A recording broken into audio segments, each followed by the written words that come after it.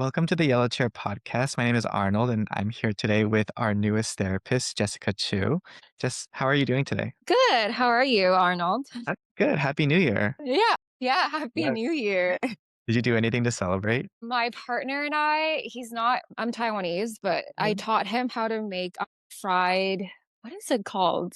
Like rice cake? We had that and then hot pot. But Ooh, yeah, kind of miss my family. I see the food that they're eating and I'm like, I'm mhm. missing out. Yeah, it is always something like being homesick is a big thing for sure. Especially during this time. But did you do anything? I did not. I'm celebrating today actually with some friends. So we're just Oh, gonna make the traditional Korean dishes and stuff. But yeah, it'll be oh, fun. fun. Yeah, but thank you for joining today. I wanted this to be a space for us to get to know you better at being our newest therapist on our team. And so just wanted to pick your brain about who you are, what you believe in, and like would love to just ask these kind of questions today. Just to kind of start off, like with you being a therapist, I'd love to just know like what is your view overall about mental health in general? I think obviously mental health is very important. And Mhm. I think it's easy for many people to forget that mental health is a really big part of our physical health as well, or just health in general. I don't even like calling it like mental health, like physical health, because I honestly feel like it's very connected and it's essentially our health in general. And I think a lot of people, when they think mental health, they think like, it's just like making someone not sad or like, oh, someone's really stressed or really anxious. It's just like, oh, making them not anxious. And I think that's sort of a very yeah, that's not a perspective that I feel like I agree with. I think mental health is just, yes, of course, like a part of our work involves like, helping people maybe have better mood or like helping them with anxiety. Like of course that's part of our work,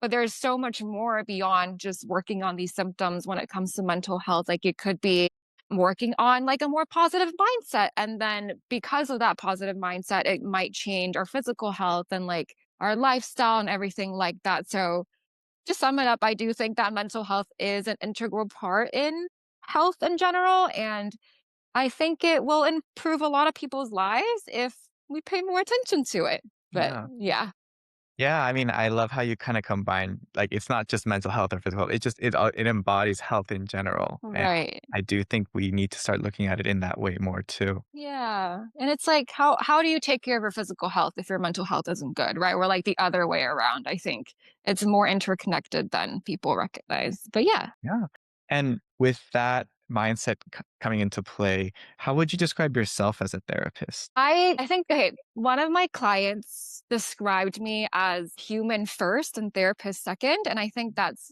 a very interesting way to phrase it. And I think that's just my clients describing me as someone who shows up in the room like authentically and as myself. And I'm not trying to position myself as the expert in the room where like, oh, I am someone with all the information, I know everything. I believe that everybody has their innate ability to grow and to heal and to overcome challenges in their lives. And I think how I want to be as a therapist is I want to help individuals recognize that they have a lot of strengths with them then, and helping them maybe build on those strengths and utilizing those strengths to overcome the challenges that they are facing or deal with, situations or stressors that cause them to come into therapy. Like I said, I do think that everybody has that innate ability. And so as a therapist, not only do I, want to help my clients find that strength, I want to be able to help them build confidence as well and help them feel like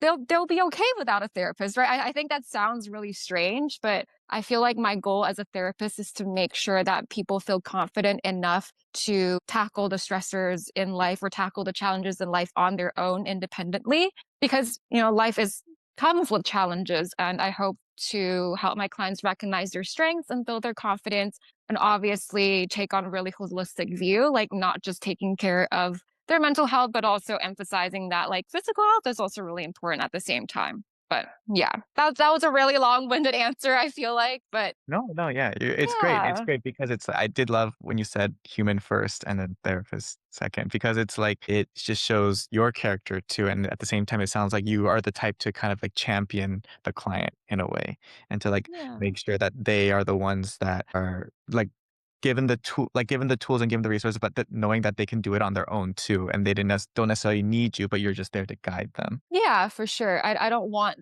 to establish myself as someone that's like, "Oh, you need me to have a good life." Like, no, that's not what it is. I'm just another human being as well, Yeah. right? So, yeah. So if I were like a new client and I'm kind of like nervous and scared and I haven't done Mhm. therapy before, like I'm curious to know like how would you approach it? Hmm. I think I always like having this disclaimer, especially if I find out that a client's never been in therapy. I acknowledge, and I do think that it is very strange. Like, I think I'm sure you feel similarly as well. Like, as a therapist, you're like, like people just trust me with this information, and people just and I do think that a lot of clients don't realize that we also realize this dynamic is very strange. Like, hey, I just met you. Now tell me everything about Mhm. your life. And I always start off with that disclaimer that I'm aware, like sometimes this dynamic is a little bit strange and it can feel a little bit uncomfortable. But I really remind my clients that, like, hey, they're here for them and they're not here to try to impress me. This is more for them. And so I really try to offer that to a lot of new clients and also remind them that, like, hey, yeah, this is their journey and I'm here to just support them. And I recognize that starting therapy is very hard and for some people and feels really foreign and very strange. I would just go for it. Just try it out. If you really don't like it, that's fine. But like if you don't try, then sometimes you don't know, right? Like especially when it comes to looking for a therapist and looking for a therapist that's a good fit. I think it's just like friendship. Like if you just see someone on the street, you're not going to know if this person would be a good friend or like it would be a good fit for you. But it might take a few times talking to them to know if you guys are similar, if you guys are vibe on the same wavelength, or if you guys get along. And I feel like it's the same as with therapists as well. Sometimes you might just have to try it out to see if you like them or if you guys work well together. And it's okay if it doesn't. And I think a lot of people feel scared when they're like, oh my gosh, like, I don't think this therapist like me. That's okay. I don't think therapists not like you, but I do feel like a lot of people feel like they need to pick the right therapist from the very beginning, and that's just not true. And I do think that's difficult. But yeah, I think the advice I would is just to try it out. And it's okay if you don't like them. If you feel like they're not a good fit for you as well, that's all right. You can always go find someone else. Yeah.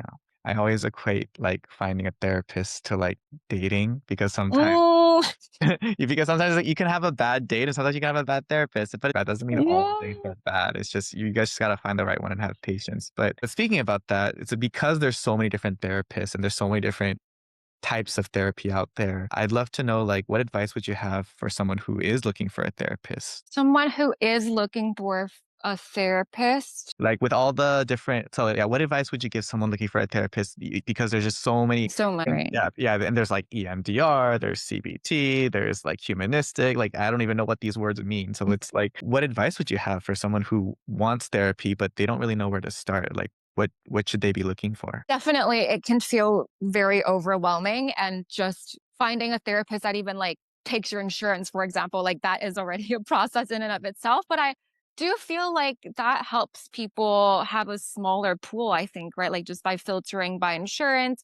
Maybe I know some clients that the ethnicity or the cultural background of their therapist is really important, depending on their, why they're coming into therapy, right? Like I could see for some people who might be seeking out help or guidance on working with maybe like cultural differences with their family or navigating assimilation or like acculturation challenges, right? Like I could see how for those people, maybe finding a therapist that is from a similar cultural background is really important. But for other people, sometimes honestly, like we said earlier, Arnold, like it's like you don't know until you really meet with them, right? And I think read the therapist profile for sure. Just look at their vibe, like look on their social media, look on their website. And a lot of the times that gives you a clue on how these therapists are. And I know some people that really like to research, like, oh, what sort of, yeah, like method you mentioned, right? Like, oh, what's humanistic? What's CBT? What's this? What's this? And that can sometimes get really overwhelming.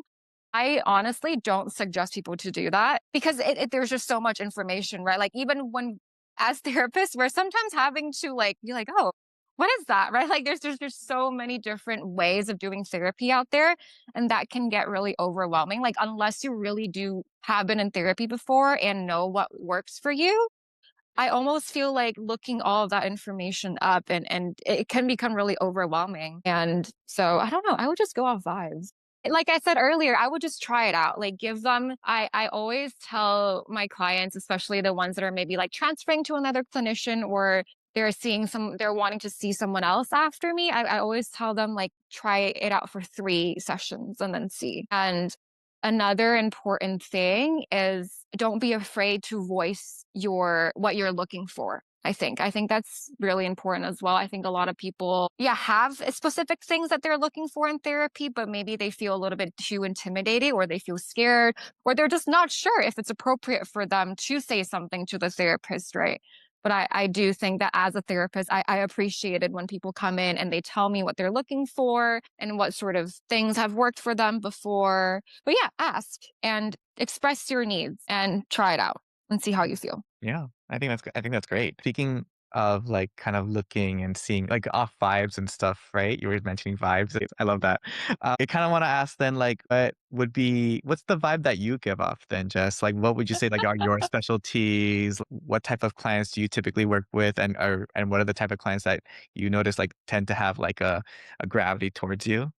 I've only really worked with adults for a majority of the time, but in the last year, I started working with kids and teens and college students. And I think that's a new age range I have unlocked that I feel like I actually really like working with. And I feel like they really like me as well. With kids, it's just, I think a lot of guardians or I think a lot of parents don't recognize that a lot of kids and teens too are a lot more emotional aware, a lot smarter, or a lot more in touch with themselves. Like their potential is endless, right? And I feel like a lot of parents don't really, yeah, see just how capable their kids are. And I think in working with the kids, it's been really fulfilling for me to see how they grow and just their flexibility and how fast they learn. And I think also working with kids, there's obviously a lot of the times what we're working on in therapy is not, the topic can be really serious or it could feel really heavy.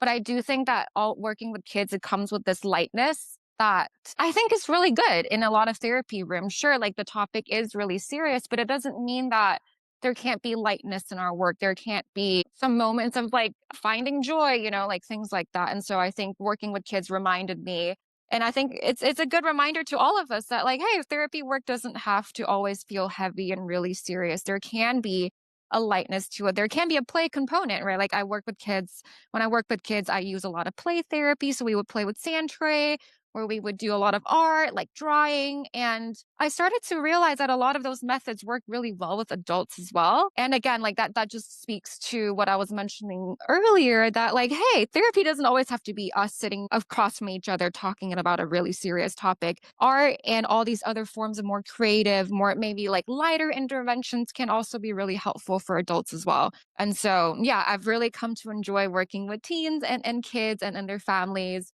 but also to answer your question, how I feel like I show up in session and what type of clients gravitate towards me. I think definitely someone who is wanting to be authentic, maybe someone who appreciates openness and honesty, and someone who likes a little bit of humor in sort of the work and it is okay with maybe yeah, it's okay with therapy not being so serious. I would yeah, I think that would be the ultimate how I would describe how I show up and what my clients are like. I really like that because to be honest, I've never really thought of therapy having to take it lightly, but it Mm, makes me really think about, like, yeah, like, we don't have to take everything so seriously. We don't have to we can find joy in the darkness as well in that sense.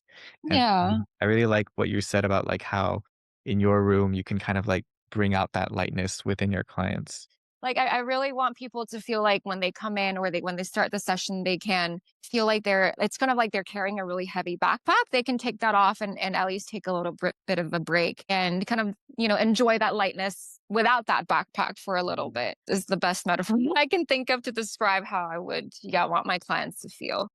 We're about to wrap up, but I'm wondering, do you have anything else you'd like to say? I think to the people listening, whoever you are, do recognize that starting and looking for a therapist is very difficult. I've been in your shoes. Like I've been, I'm sure you too, Arnold. Like we've also been on the other side. Like just because we're therapists, it doesn't mean that it's easy for us to find therapists. Like it doesn't mean that it's easy for us to find a good fit, or it doesn't mean that every therapist that we reach out to is a good fit for us. And I think that's okay, and I think that's just part of the process, but that's why it's really important to find a therapist that's a good fit, because there are a lot of people out there that might not be a good fit, but when you find someone that's a good fit, you're able to do a lot of amazing work, and I'm impressed by the amount of work that I was able to do in therapy. I honestly started when I was very little. I think it's a cultural thing. I didn't really believe that